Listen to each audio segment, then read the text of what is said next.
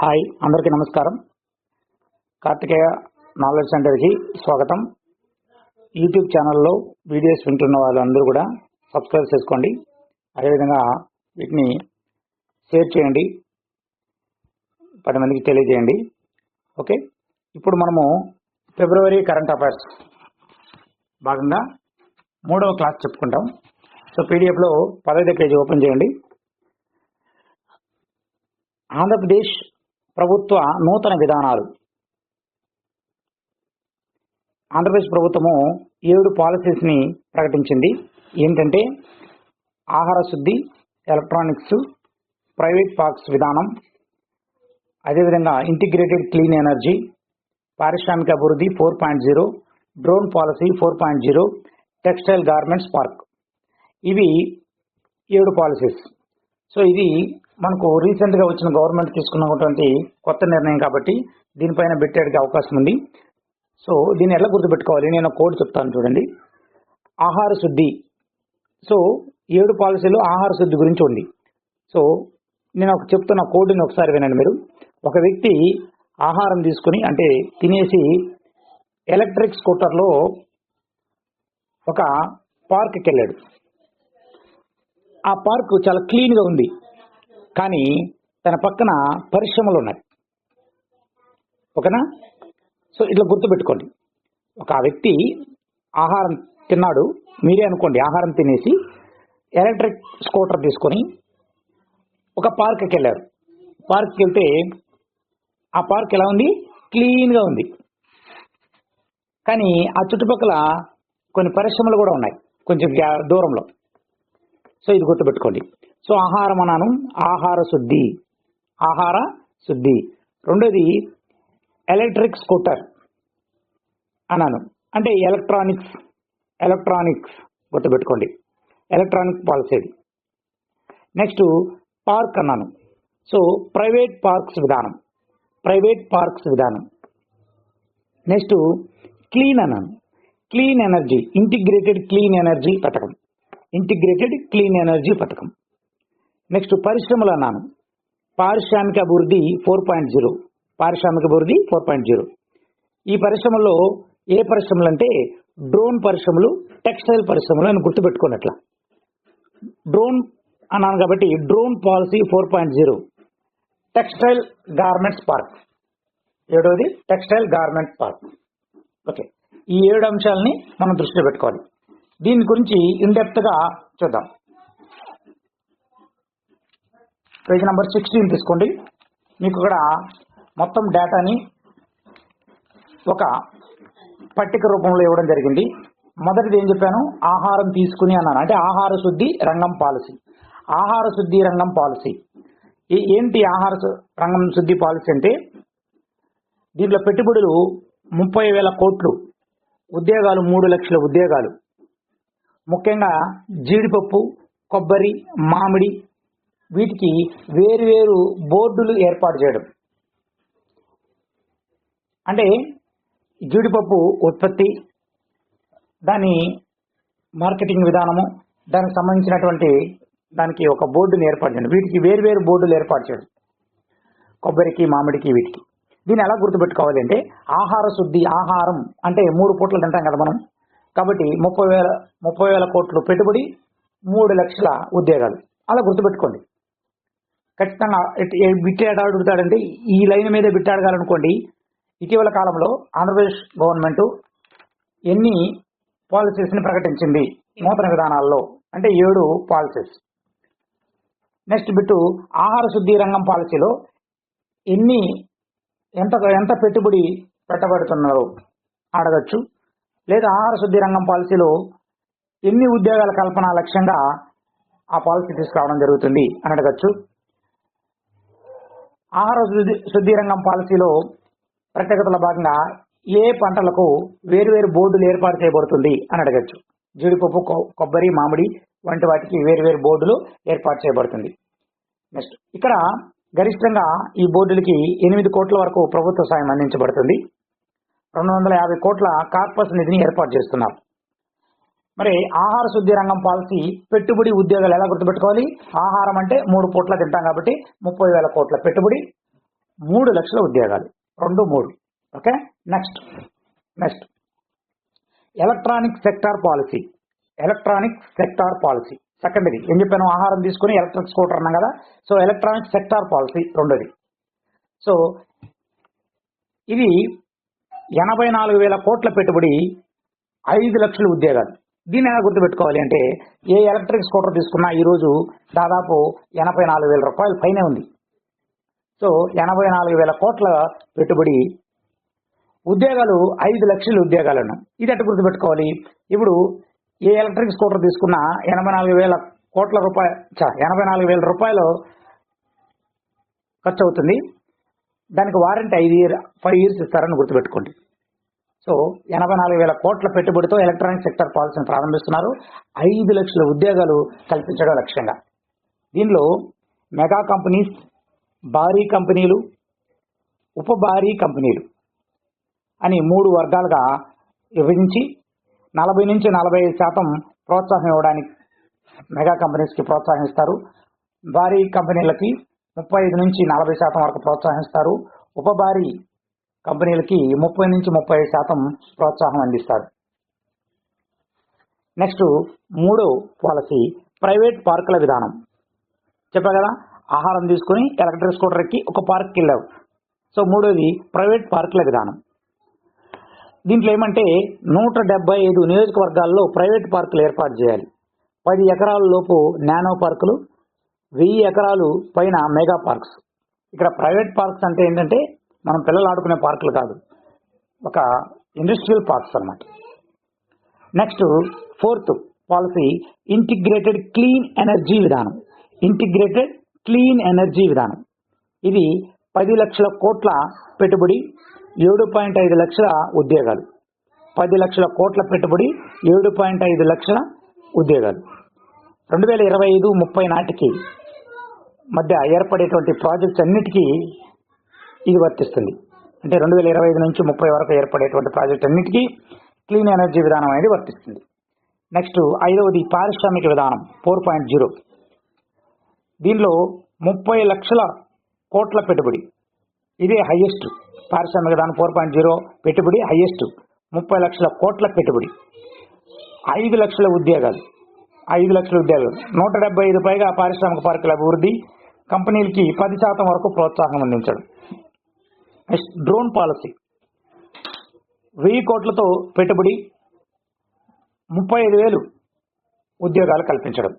కర్నూలులో ఓర్వకల్లో డ్రోన్ హబ్ని 300 ఎకరాల్లో ఏర్పాటు చేయాలి. కర్నూలులో ఓర్వకల్ అనే ప్రాంతంలో డ్రోన్ హబ్ 300 ఎకరాల్లో ఏర్పాటు చేయబోతున్నారు. గుర్తుపెట్టుకోలేదు, కర్నూలు, ఓర్వకల్. మనకు ఇటీవల కాలంలో ఓర్వకల్ అనే పేరు బాగా వినబడుతుంది. కర్నూలులో ఓర్వకల్లు, అదేవిధంగా కడపలో దగదర్తి అనే ప్రాంతం కూడా వినబడుతుంది. ఈ 2 పారిశ్రామికంగా అభివృద్ధి చేయడం కోసం మన గవర్నమెంట్ తీసుకున్నటువంటి నిర్ణయం. సో కర్నూలులో ఓర్వకల్లు, కడపలో దగదర్తి. ఇక్కడ కర్నూలులో ఓర్వకల్లో డ్రోన్ హబ్ని ఏర్పాటు చేయబోతున్నారు. నెక్స్ట్ చివరిది టెక్స్టైల్ గార్మెంట్స్ పాలసీ 10,000 కోట్ల పెట్టుబడి, 2 లక్షల ఉద్యోగాలు. 10,000 కోట్ల పెట్టుబడి, 2 లక్షల ఉద్యోగాలు. 2024-29 కాలానికి వస్త్ర ఎగుమతులు $1 బిలియన్ పెంచాలి. దానికోసం మనము టెక్స్టైల్ గార్మెంట్స్ పాలసీని ఎంచుకున్నాం. ఇప్పుడు తీసుకున్నటువంటి అన్ని పాలసీల్లో మనకు ఇంపార్టెంట్ ఏంటంటే పెట్టుబడి అధికంగా కలిగిందేది పారిశ్రామిక విధానం 4.0. ఉద్యోగాలు ఎక్కువ కల్పించబడుతుంది ఎక్కడ?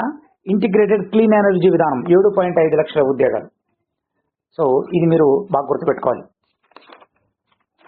యూట్యూబ్లో క్లాసులు వింటున్న వారు మీరు తప్పకుండా సబ్స్క్రైబ్ చేసుకుంటే మీకు కొత్త క్లాసులు కూడా నోటిఫికేషన్ రూపంలో మీకు అందుతాయి.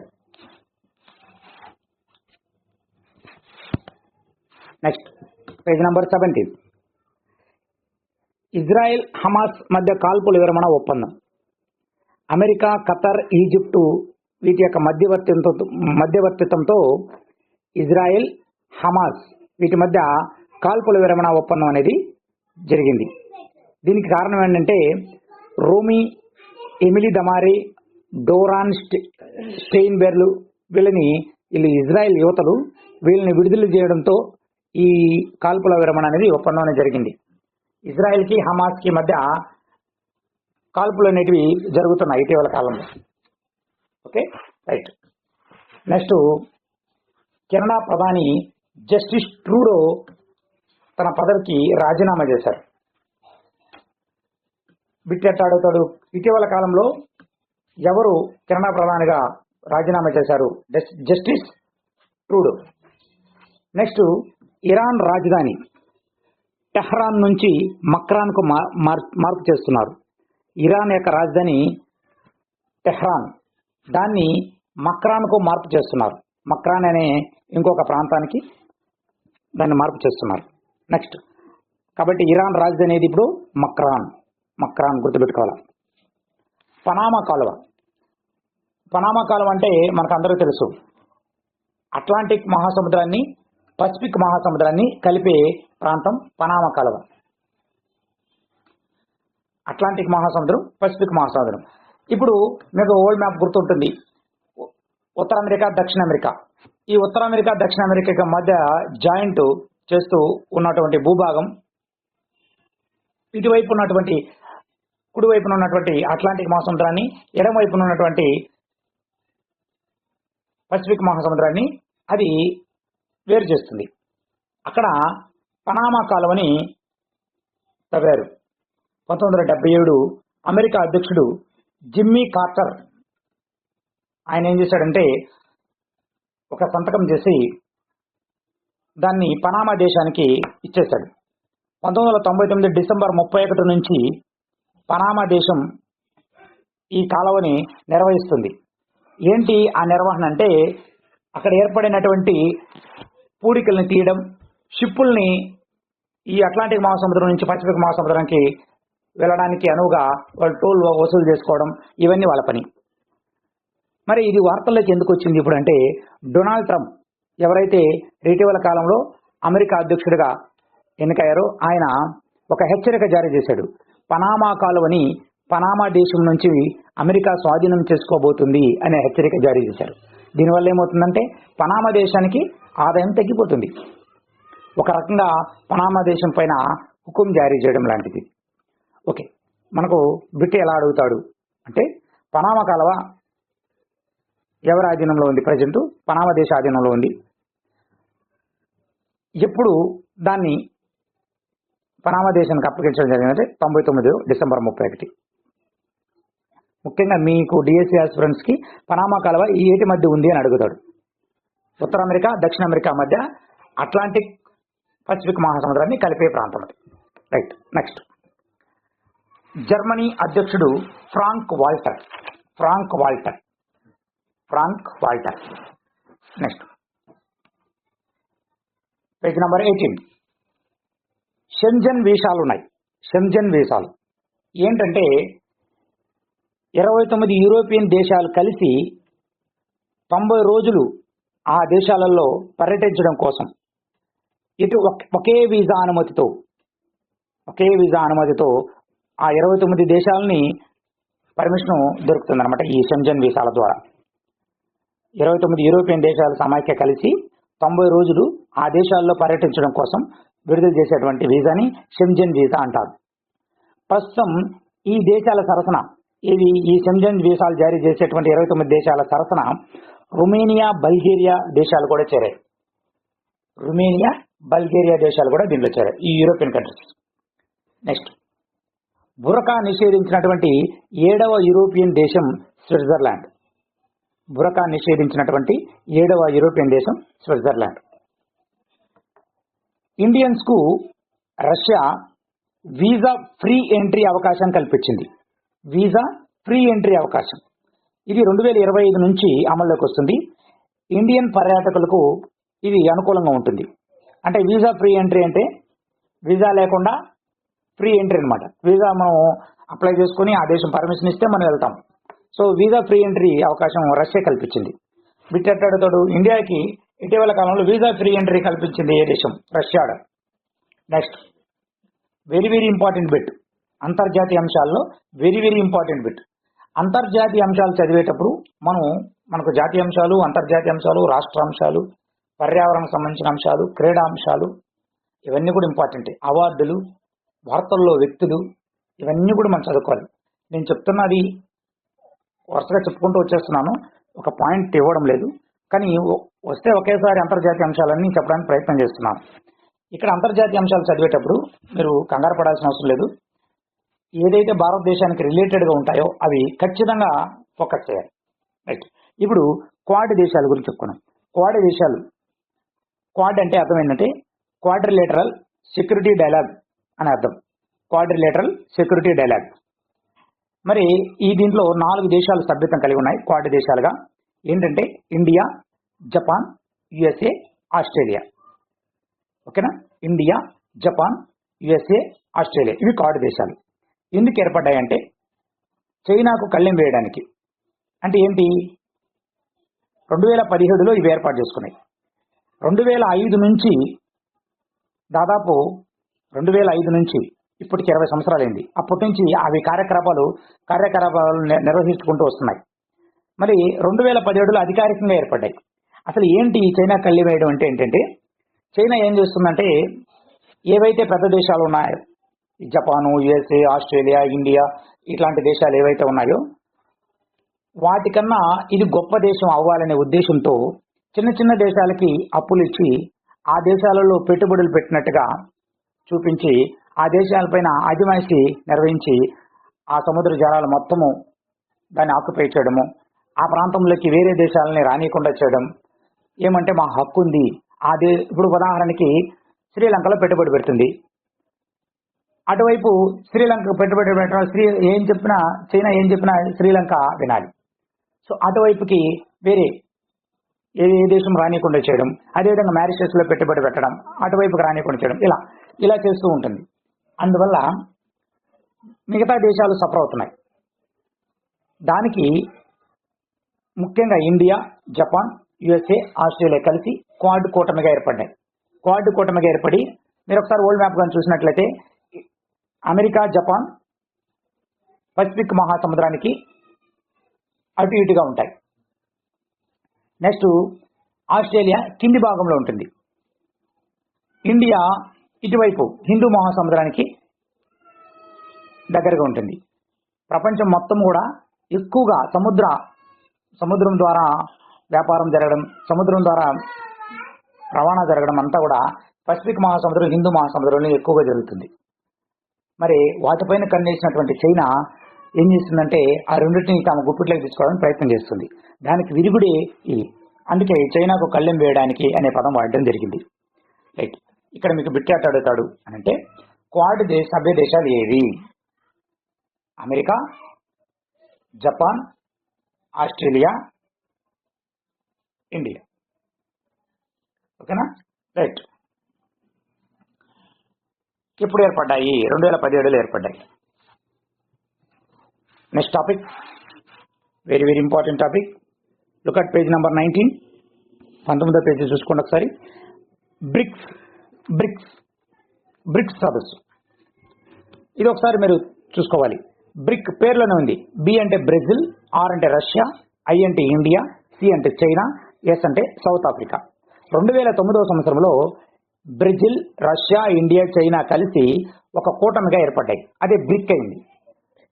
2010లో నెక్స్ట్ ఇయర్ సౌత్ ఆఫ్రికా వచ్చి చేరింది. అందువల్ల బ్రిక్స్ అయింది. అడుగుతాడు బ్రిక్స్ ఎప్పుడు ఏర్పడింది? 2009లో ఏర్పడింది. సౌత్ ఆఫ్రికా ఎప్పుడు చేరింది? 2010లో చేరింది. ఓకేనా? రైట్. 2024లో అంటే last year Iran, Ethiopia, Egypt, UAE ఈ దేశాలు కూడా బ్రిక్స్ లో సభ్యత్వం పొందాయి. Iran, Ethiopia, Egypt, UAE, United Arab Emirates అంటారు. ముస్లిం కంట్రీస్ ఇవి. United Arab Emirates, Saudi Arabia, Kuwait ఇవన్నీ కూడా. నెక్స్ట్ 2025లో ఇండోనేషియా కూడా చేరింది. ఇండోనేషియా 2025లో బ్రిక్స్ లో చేరినటువంటి దేశం ఇండోనేషియా. మరి ఇంకా బ్రిక్స్ లో చేరాలని ఆశిస్తున్నటువంటి దేశాలు, దరఖాస్తు చేసుకున్న దేశాలు ఏవంటే Turkey, Malaysia, Azerbaijan. Turkey, Malaysia, Azerbaijan. మరి ఈ బ్రిక్స్ ప్రపంచ జీడిపిలో 30% వాటా కలిగి ఉంది. ఈ బ్రిక్స్ దేశాలు ప్రపంచ జీడిపిలో 30% వాటా కలిగి ఉంది. ప్రస్తుతం ఈ బ్రిక్స్కి సారథ్యం వహిస్తున్నది బ్రెజిల్. బ్రిక్స్కి సారథ్యం వహిస్తున్నది బ్రెజిల్. 2024-25 సంవత్సరానికి ఇది సారథ్యం వహిస్తుంది. నెక్స్ట్ టాపిక్, శ్రీలంక అధ్యక్షుడు ఇండియా పర్యటించారు. శ్రీలంక అధ్యక్షుడైనటువంటి అనుర కుమార దిశనాయకే మోడీ గారితో కలిసి ఇండియాలో పర్యటించడం జరిగింది. ఎక్కడంటే తమిళనాడు ప్రాంతంలో వీళ్ళు తీసుకున్నటువంటి ఒక నిర్ణయం ఏంటంటే, తమిళనాడు రామేశ్వరం నుంచి శ్రీలంకలోని తలైమన్నార్ అనే ప్రాంతానికి ఫెర్రీ సేవలు ప్రారంభించాలని, ఫెర్రీ బోట్స్ సేవలు ప్రారంభించాలని ఒక నిర్ణయం తీసుకున్నారు. రామేశ్వరం నుంచి తలైమన్నార్కి. రైట్. నెక్స్ట్ బిట్ అడగొచ్చు ఇక్కడ, ఇటీవల కాలంలో ఏ ప్రాంతాల మధ్య ఫెర్రీ సేవలు ప్రారంభించాలని మోడీ గారు అదేవిధంగా శ్రీలంక అధ్యక్షుడైనటువంటి అనుర కుమార దిశనాయకే నిర్ణయాలు తీసుకోవడం జరిగింది.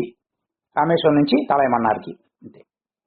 నెక్స్ట్, ఇండియాలోని 3 అణు కేంద్రాలపై ఆంక్షలు తొలగించినటువంటి అమెరికా.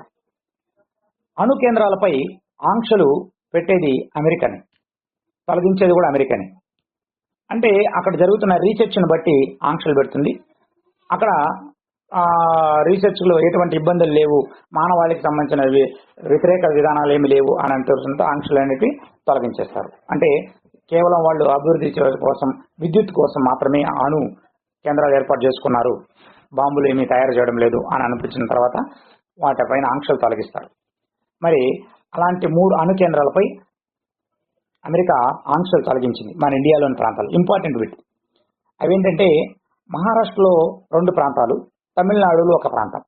మహారాష్ట్రలో ఏంటి 2 ప్రాంతాలు అంటే, Bhabha atomic research centre Trombay, ఇది మహారాష్ట్రలో ఉంది. ట్రాంబే, సో బాంబే అని గుర్తుపెట్టుకోండి, Trombay. Okay, Bhabha atomic research centre Trombay, Maharashtra. అదేవిధంగా ఇండియన్ రేర్ ఎర్త్స్ ఇది ముంబైలో ఉంది, ఇది కూడా మహారాష్ట్ర. అదేవిధంగా ఇందిరాగాంధీ అణు పరిశోధనా కేంద్రం ఈ తమిళనాడులోని కల్పాకంలో ఉంది. ఇందిరాగాంధీ అణు పరిశోధన కేంద్రం. ఈ 3 పైన అణు కేంద్రాలపైన అమెరికా ఆంక్షలు తొలగించింది. Next page number 20, India Pakistan అణు స్థావరాల జాబితాని మార్పిడి చేసుకున్నాయి. మనకు 1991లో జనవరి 27న పాకిస్తాన్కి ఇండియాకి మధ్య అణు ఒప్పందం అనేది ఒకటి జరిగింది. ప్రతి సంవత్సరం జనవరి 1వ తేదీన మనం సమాచారం ఇచ్చిపుచ్చుకోవాలి. అంటే మీ దగ్గర ఎన్ని అణుబాంబులు ఉన్నాయి, మా దగ్గర అన్ని అణుబాంబులు ఉన్నాయి, ఒకరికొకరు ఇచ్చిపుచ్చుకుంటారు. పరస్పరం అణుదాడి చేయము మేము అని 1988 నుంచి ఈ ఒప్పందం అనేది చేసుకోవడం జరిగింది. రైట్. నెక్స్ట్ టాపిక్, భారత్ నుంచి చైనా ఆక్రమించిన ఆక్సాయ్ చిన్ ప్రాంతంలో కౌంటీల్ని ఏర్పాటు చేసింది. కౌంటీలు అంటే టౌన్షిప్స్. భారత్ నుంచి చైనా కొంత ప్రాంతాన్ని ఆక్రమించింది. కాశ్మీర్ భాగాలో మనం భారతదేశ మ్యాప్ కానీ చూసినట్టయితే కాశ్మీర్లో రైట్ సైడ్, అంటే మనకు రైట్ సైడ్ అంటే తూర్పు వైపు కొంత భాగాన్ని చైనా ఆక్రమించింది. దీన్ని ఆక్సాయ్ చిన్ అంటారు. ఇక్కడ 2 టౌన్షిప్లని ఏర్పాటు చేస్తుంది చైనా. అది యాక్చువల్గా రూల్ ప్రకారము ఆక్రమించిన ఆ భాగంలో ఎటువంటి టౌన్షిప్స్ ఏర్పాటు చేయకూడదు, ఎందుకంటే అది వివాదంలో ఉంది కాబట్టి. సో ఇది తేల్చుకోవాలి, నీదానాది తేల్చుకున్న తర్వాత దానిపైన నిర్ణయం తీసుకోవాలి. కానీ ఇది కొంచెం దుస్సాహసమే చేస్తుందని చెప్పొచ్చు. రైట్. ఏంటి ఆ కౌంటీలు అంటే, ఒకటి హియాన్ కౌంటీ, నెక్స్ట్ హెకాంగ్ కౌంటీ. దీన్ని ఈ రెండింటిని ఏర్పాటు చేసి, టౌన్షిప్లను ఏర్పాటు చేసి దానికి ఒక ఆటానమస్ రీజియన్గా, ఆటానమస్ అండ్ స్వతంత్ర ప్రాంతంగా గుర్తించి జింజియాంగ్ యూగర్ అనే ప్రాంతంగా గుర్తించేసింది. జింజియాంగ్ యూగర్ అనే ప్రాంతంగా నామకరణం చేసింది. ఎట్లా గుర్తుపెట్టుకోవాలి వీటిని? హిమాలయాల్లో ఏర్పాటు చేస్తున్నారు కదా, కాబట్టి హియాన్ అని గుర్తుపెట్టుకోండి.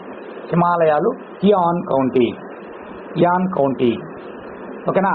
మరి మనం పెరకాలు వాటిని పెకియాలి. హెకాంగ్ అన్నట్టు గుర్తుపెట్టుకోండి. హెకాంగ్. సో హెకాంగ్ కౌంటీ అలా గుర్తుపెట్టుకోండి. జింజియాంగ్ యూగర్ అనే ప్రాంతంగా దాన్ని ఆ రీజియన్గా గుర్తించి నామకరణం చేయడం జరిగింది. నెక్స్ట్, ఇండియాకి చైనాకి మధ్య బ్రహ్మపుత్ర నది ఇండియాకి చైనాకి మధ్య ప్రవహిస్తుంది. ఈ బ్రహ్మపుత్ర నది పైన చైనా ఏం చేస్తుందంటే ఒక భారీ జల విద్యుత్ ప్రాజెక్ట్ని కట్టాలని ప్లాన్ చేస్తుంది. చైనాలో బ్రహ్మపుత్ర నదిని యార్లాంగ్ జన్బో నది అంటారు. యాక్చువల్గా ఇది టిబెట్లో ప్రవహిస్తుంది. టిబెట్ని ఎప్పుడో చైనా ఆక్యుపై చేసి టిబెట్ మా దేశంలో ఒక భాగమే అని చెప్తుంది. కాబట్టి ఈ టిబెట్లో ప్రవహించేటువంటి యార్లాంగ్ జన్బో నది ఈ నది పైన ఈ నదిని బ్రహ్మపుత్ర నది అని మనం పిలుస్తాం. దీనిపైన $137 బిలియన్ ఖర్చు పెట్టి ఒక భారీ జల విద్యుత్ ప్రాజెక్ట్ని నిర్మిస్తుంది. గతంలో 3 గార్జెస్ డ్యామ్, ప్రపంచంలో అతిపెద్ద డ్యామ్ని చైనానే నిర్మించింది. 3 గార్జెస్ డ్యామ్ ఎక్కడైనా ఒకసారి యూట్యూబ్లోకి వెళ్ళి చూసారంటే 3 గార్జెస్ డ్యామ్ చాలా పెద్దది. ఈ 3 గార్జెస్ డ్యామ్ వల్ల భూభ్రమణంలో తేడాలు వస్తున్నాయి. దానివల్ల భూభ్రమణాలు తేడాలు వస్తే ఏమవుతుంది, వాతావరణ మార్పులు అనేవి జరుగుతాయి. అకాల వర్షాలు రావడం, కరువులు రావడం ఇలాంటివి జరుగుతాయి. మరి ఈ 3 గార్జెస్ డ్యామ్ని చైనా యాంగ్జే నది పైన కట్టింది. ఆల్రెడీ 3 గార్జెస్ డ్యామ్ని కట్టేసింది. ఇది ప్రపంచంలో అతిపెద్ద డ్యామ్ యాంగ్జే నది పైన కట్టింది. మరి ఇప్పుడు కట్టబోతున్నది బ్రహ్మపుత్ర నదిపై, అంటే యార్లాంగ్ జన్బో అనే నది పైన, వాళ్ళు అలా పిలుస్తారు బ్రహ్మపుత్ర నది. ఇక్కడ భారీ జల విద్యుత్ ప్రాజెక్టుని కడుతుంది. రైట్, ఇది తెలుసుకోవాలి మనం. Next, page number 21. 2025 సంవత్సరానికి ఈ సంవత్సరాన్ని రక్షణ రంగ సంవత్సరంగా గుర్తించడం జరిగింది. Next, page number 22. నేను మీకు డిఎస్సీ వాళ్ళకి హైలైట్ అయిన వాటి గురించి చెప్పుకుంటూ వెళ్తున్నాను. Page number 22. మిషన్ మౌజం. ఏంటి మిషన్ మౌజం అంటే, ఆర్టిఫిషియల్ ఇంటెలిజెన్స్ అదేవిధంగా మెషిన్ లెర్నింగ్, ఈ రెండింటి ద్వారా వాతావరణ మార్పుల్ని అధ్యయనం చేయడం కోసం ఏర్పాటు చేసినటువంటి ఒక ప్రోగ్రామే మిషన్ మౌజం. ఆర్టిఫిషియల్ ఇంటెలిజెన్స్, మెషిన్ లెర్నింగ్ల ద్వారా వాతావరణ మార్పులు అధ్యయనం చేయడం కోసం ఏర్పాటు చేసినదే మిషన్ మౌజం. భారత వాతావరణ శాఖ 150 సంవత్సరాల వేడుక సందర్భంగా న్యూఢిల్లీలో జనవరి 14న దీన్ని ఏర్పాటు చేశారు. భారత వాతావరణ శాఖ ఇండియన్ మెట్రలాజికల్ డిపార్ట్మెంట్ అనేది 1875 జనవరి 15న ఏర్పడింది.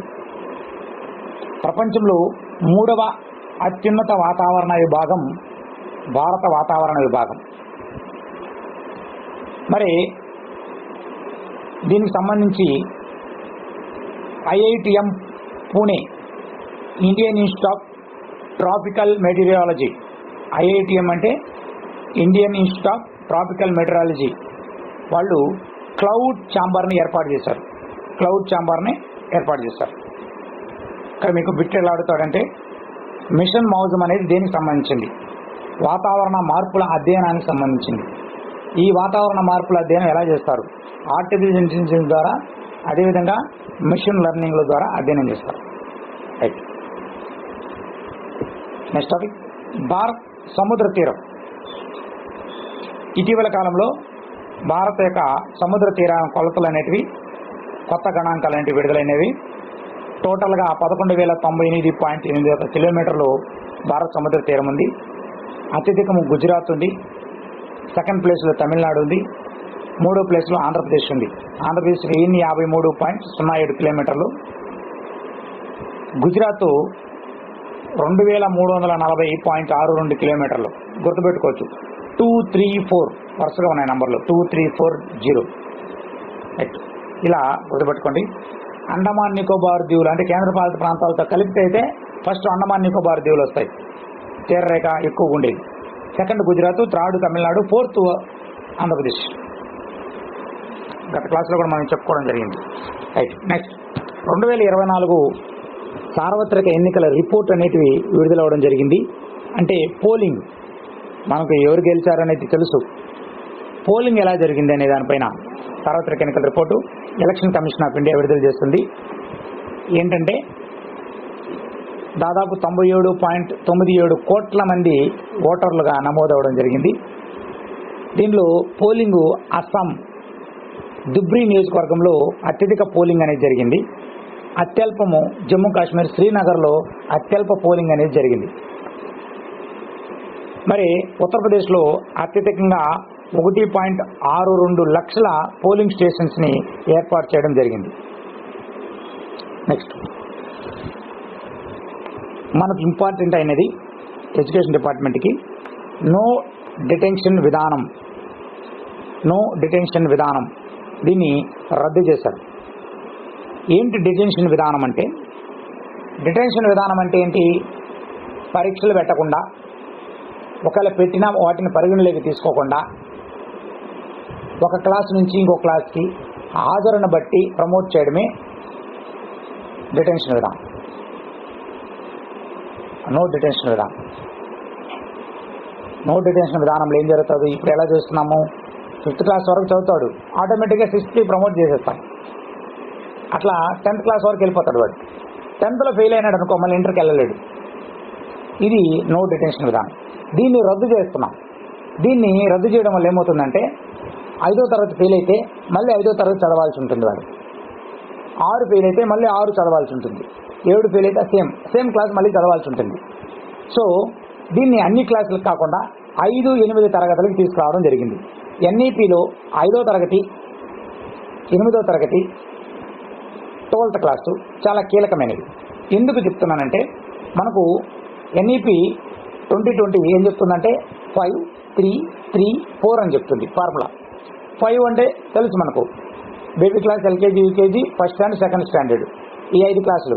ఇక్కడ ఏం రావాలి? పిల్లవాడికి స్వతహాగా మాట్లాడడం, లిజనింగ్, స్పీకింగ్, ఎల్ఎస్ రావాలి. నెక్స్ట్ 3rd, 4th, 5th స్టేజ్లో రీడింగ్ అండ్ రైటింగ్ రావాలి. అంటే సొంతంగా అతను రాయగలగాలి, సొంతంగా అతను చదవగలగాలి. దానికి ఏదైనా బుక్ ఇస్తే చదవగలగాలి, అది చేయగలగాలి. మరి ఈ 5th క్లాస్లో అది చేయలేకపోతే తిరిగి మళ్ళీ అదే క్లాస్లో కూర్చోబెట్టడం జరుగుతుంది. ఈ విధంగా అన్నమాట. సో ఇది మీరు గుర్తుపెట్టుకోవాలి. ఈ నో డిటెన్షన్ విధానాన్ని రద్దు చేయడం కోసం కేంద్ర ప్రభుత్వం ఒక రూల్ తీసుకొచ్చింది. ఇది ముఖ్యంగా స్టార్టింగ్లో Kendriya Vidyalaya schools, KV schools, Navodaya schools, అదేవిధంగా సైనిక్ పాఠశాలల్లో దీన్ని అమలు చేయబోతున్నారు. కేంద్రీయ విద్యాలయ స్కూల్స్, నవోదయ స్కూల్స్, సైనిక్ పాఠశాలలో దీన్ని అమలు చేస్తున్నారు.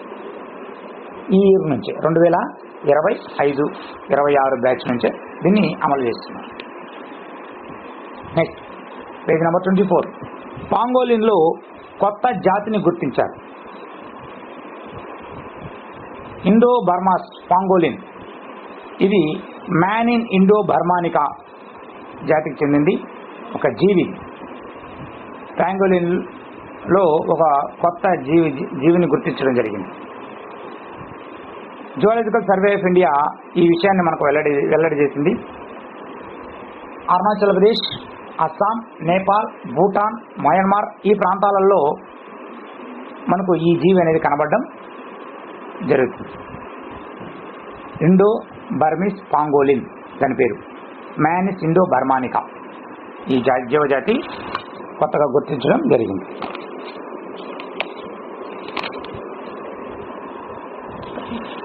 Next page number 25. 2 లక్షల కోట్ల విలువైన ప్రాజెక్టులకి ఆంధ్రప్రదేశ్లో మోడీ గారు శంకుస్థాపన చేయడం జరిగింది. 2 లక్షల కోట్ల విలువైన ప్రాజెక్టులకి. అవి ఏంటో చూద్దాం. NTPC green hydrogen hub. NTPC green hydrogen hub ఇది ఎక్కడ ఏర్పాటు చేస్తున్నారంటే అనకాపల్లి జిల్లా అచ్యుతాపురం మండలం పూడిమడక అనే విలేజ్ ప్రాంతంలో 1,85,000 కోట్ల పెట్టుబడితో 1,500 టన్నుల గ్రీన్ హైడ్రోజన్ ఉత్పత్తి చేయడం కోసం దీన్ని ఏర్పాటు చేయవస్తుంది. నెక్స్ట్ బల్క్ డ్రగ్ పార్క్ ఇది కూడా అనకాపల్లి జిల్లాలోనే ఏర్పాటు చేస్తున్నారు, నక్కపల్లి అనే ప్రాంతంలో. Next KRIS KRIS city. KRIS అంటే Krishnapatnam industrial area. Krishnapatnam industrial area ఇది తిరుపతి జిల్లా చెన్నై బెంగళూరు ఇండస్ట్రియల్ కారిడార్లో భాగంగా చెన్నై బెంగళూరు ఇండస్ట్రియల్ కారిడార్ దానిలో భాగంగా ఏర్పాటు చేయబోతున్నారు. 2027 ఫిబ్రవరి కల్లా ఈ క్రిస్ సిటీని ఏర్పాటు చేయబోతున్నారు. 2 లక్షల కోట్ల విలువైన పెట్టుబడులకి మోడీ చేసిన శంకుస్థాపనలో ఉన్నట్టు ఏంటంటే green hydrogen hub Anakapalli, bulk drug park Anakapalli, KRIS city Tirupati జిల్లా Krishnapatnam. Next rise tribes app గిరిజనుల స్థితిగతులపై సర్వే కోసం ఆంధ్రప్రదేశ్ గవర్నమెంట్ ఏర్పాటు చేసినటువంటి యాప్ ఇది. ఎన్టీఆర్ జిల్లా మాధవరం, పార్వతీపురం జిల్లా జారాడ, ఎన్టీఆర్ జిల్లా మాధవరం, పార్వతీపురం జిల్లా జారాడ ఈ సచివాలయాల్లో దీన్ని ప్రయోగాత్మకంగా స్టార్ట్ చేశారు. రైజ్ ట్రైబ్స్ యాప్ అనేది గిరిజనుల స్థితిగతులపై సర్వే కోసం ఏర్పాటు చేసినటువంటి ఒక యాప్. Next page number 26. గణతంత్ర దినోత్సవ వేడుకలకు కవాతుకు ఎంపికైనటువంటి ఏటికొప్పాక బొమ్మలు. 2025 జనవరి 26న గణతంత్ర దినోత్సవ వేడుకలు జరిగాయి ఢిల్లీలో కర్తవ్య పథ్ అనే ప్రాంతంలో. అక్కడ ఈ వేడుకలకి కవాత్ పెరేడ్ అనేది నిర్వహిస్తారు. రకరకాల శకటాలు ఆ పెరేడ్లో పాల్గొంటాయి. దాంట్లో మన రాష్ట్రానికి చెందినటువంటి ఏటికొప్పాక బొమ్మలు అనే శకటము మూడవ ప్రైజు పొందింది. విశాఖ నుంచి 64 కిలోమీటర్ల దూరంలో ఉన్నటువంటి ఏటికొప్పాక ఈ బొమ్మలకి ప్రసిద్ధి. వరాహ నది ఒడ్డున ఈ ఏటికొప్పాక అనే ప్రాంతం ఉంది. నెక్స్ట్ ధర్తీ ఆబా అనేది గిరిజన ప్రాబల్యం అధికంగా గల ప్రాంతాల్లో మౌలిక వసతుల కల్పన కోసం ఏర్పాటు చేసినటువంటి పథకం. ధర్తీ ఆబా గిరిజన ప్రాబల్యం ఉన్న ప్రాంతాల్లో ఏర్పాటు చేసింది. ఏపీ నుంచి 878 గ్రామాలు దీనిలో ఎంపికయ్యాయి. ఇది కేంద్రం యొక్క ఇనిషియేటివ్. అందువల్ల ఏపీ నుంచి 878 గ్రామాలని ధర్తీ ఆబాకి పథకం కిందకి తీసుకోవడం జరిగింది. ఎప్పుడు ఏర్పాటు చేశారంటే 2024 అక్టోబర్ 2న దీన్ని ప్రారంభించారు. నెక్స్ట్ రాష్ట్రంలో 7 కొత్త విమానాశ్రయాలను ఏర్పాటు చేయబోతున్నారు. 7 కొత్త విమానాశ్రయాలు. అవేంటంటే కుప్పం, చిత్తూరు జిల్లాలో కుప్పం అనే ప్రాంతంలో, అదేవిధంగా నెల్లూరు దగదర్తి, అదేవిధంగా శ్రీకాకుళం, నెక్స్ట్ తాడేపల్లిగూడెం పశ్చిమ గోదావరి జిల్లా, ఒంగోలు, తుని కాకినాడ జిల్లా, నాగార్జున సాగర్ పల్నాడు జిల్లా, అదేవిధంగా అన్నవరం ఇది కూడా కాకినాడ జిల్లా. కుప్పం, దగదర్తి, శ్రీకాకుళం, తాడేపల్లిగూడెం, ఒంగోలు, తుని, నాగార్జున సాగర్, అన్నవరం ఈ 7 ప్రాంతాలలో కొత్త విమానాశ్రయాలు అనేటివి ఏర్పాటు చేయబోతున్నారు. రైట్, ఇది మనం గుర్తుపెట్టుకోవాల్సింది.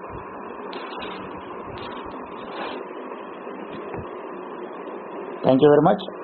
అందరూ కూడా వీడియో నచ్చితే లైక్ చేయండి, 10 మందికి షేర్ చేయండి, కొత్త నోటిఫికేషన్స్ కోసం సబ్స్క్రైబ్ చేసుకోండి.